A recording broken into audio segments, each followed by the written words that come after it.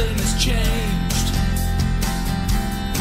So don't believe the lies, and don't believe the hype.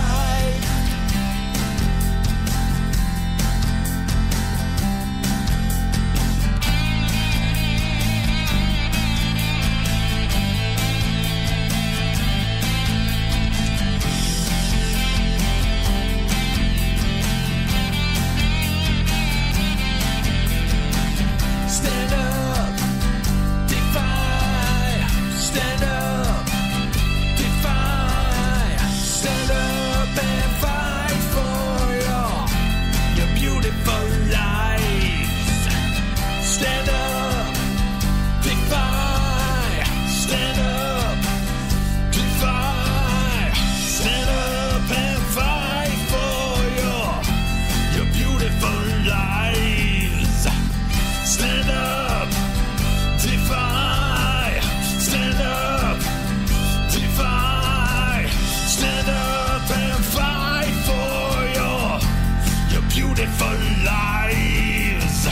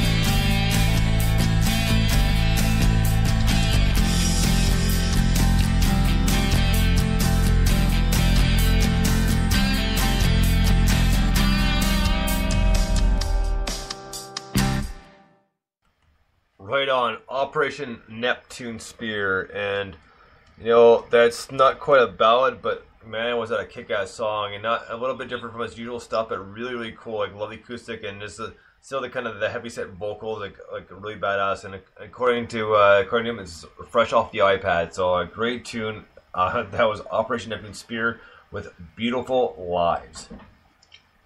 Fresh off the iPad is a fantastic experience. Right, eh? Yeah. I like that.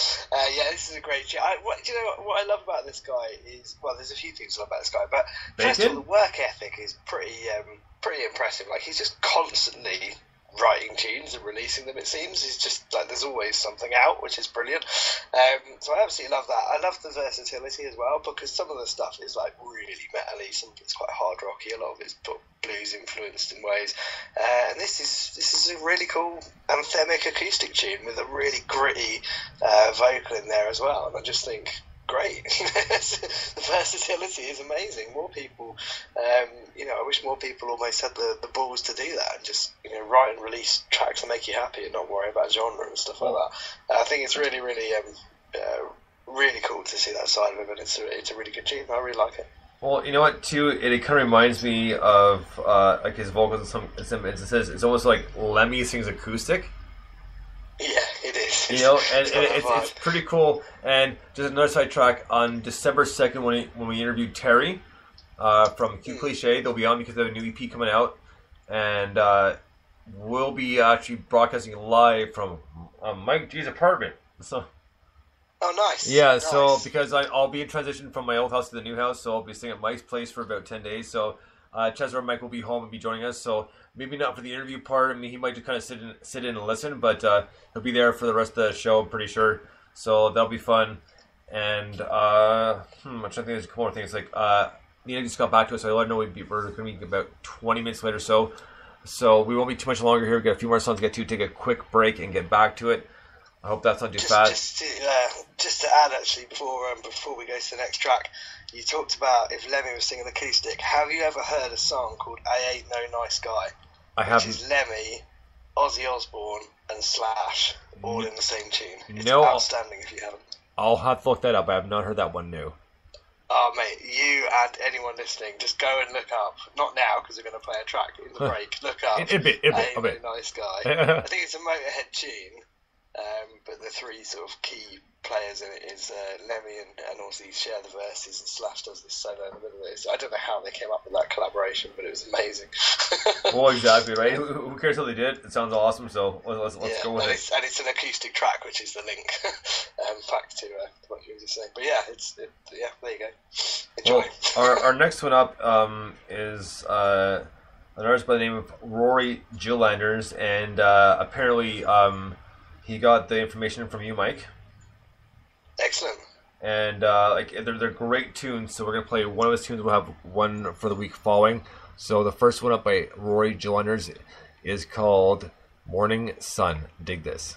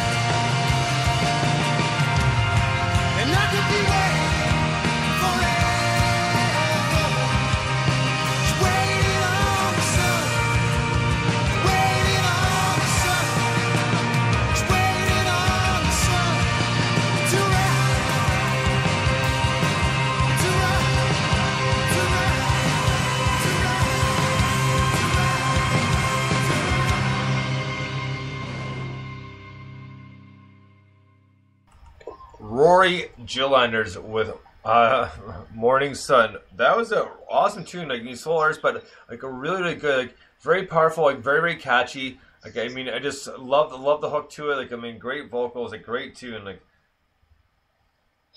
yeah, I love that. I love the pace. Actually, it's set really nicely because it'd be really easy to do that faster, and it'd be really easy to do that slower, and it wouldn't be as good either. He's set the tempo absolutely perfectly on it, I think. Phrasing. Yeah. That's what I'm saying. Please continue. I'm back. Yeah, it would be. I can't think of a better way of phrasing it. The tempo is really good on that particular track. He set the pace brilliantly. I just thought it was really nicely layered as well, like the kind of almost Britpop guitar, I suppose, like rocky Britpop kind of thing. With the way that the vocals sat on top of it, I thought it was really nice. The drums had nice pace and kept the flow going. And yeah, it's just a really cool tune, man. Yeah. And you're right, he did message me through Facebook, I think, a few weeks ago, and just sent me the tunes, and I was like, yeah, let's get them on. So yeah, great guy, and yeah, brilliant tunes. Oh, King, eh? Very nice. I didn't vote for you. I didn't vote for you. You don't vote for a king. You know what, man? The other night, it was killing me, and it took me forever to remember because I didn't want to Google it. I was talking to Cecile, my overnight partner, and we were talking about Monty Python, and I said, you know what? The only person who could ever get away with such a comment and doing a eulogy for anyone would be John Cleese. And I couldn't remember Graham Chapman's name for the life of me. Everyone else, Michael Palin, John Cleese, Terry Gilliam, Terry Jones. Oh, like, what is his name? If I remember it, it just kind of came on like a light bright sort of thing, right? So I said, well, Graham Chapman, because only John Cleese could get away with, at his eulogy, at his funeral, saying, you know what, he was a great guy, but you know what, I couldn't stand the freeloading bastards. Like, only John Cleese could get away with something like that, you know? So, I mean, it was a classic eulogy. I mean, he did such a fantastic job, and like, obviously really did do credit to Graham Chapman. And then I think the best part was at the very end of the whole funeral, Eric Idle led the entire congregation in Always Looking at the Bright Side of Life. And everyone, every single person in that room was singing with him. Oh man, what a way to go. So, I mean, it was something else. I mean, they did such a fantastic job, and I remember seeing that the first time, this is years ago, I was like, holy crap, man, I can't believe you just said that. But at the same time, too, it's like, you know what, only he could get away with that.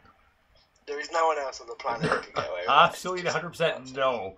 John Cleese is the only person who could ever get away with something like that. But it was so funny and so well done. And, you know, like I said, it provided comic relief to the kind of sad situation. But, man, what a job well done. I mean, he just one of those people that you have to respect just because of his talent and being able to speak and carry himself very, very, very well, especially for something like that. I mean, you cannot go wrong with John Cleese. Yeah, absolutely. The band's an absolute legend. So we have 2 more songs to get to tonight. We have another. Well, we put this one on a few times before, but it's a great song. It's Lemonade Kid off his brand new EP. This one's called Slow Sand. And to finish up part 1, we do have Summer Moon, which is just Amanda, and Amanda has done a few things with Lemonade Kid as well. Got a fantastic voice, so we're gonna get to her duo next because she's just half of the band. So here we go with Morning. Morning. So we just played that. So hello. Here we go with another track. Yeah. Let's play again. Let's hear that again. So here we go with Lemonade Kid and Slow Sand. Dig this.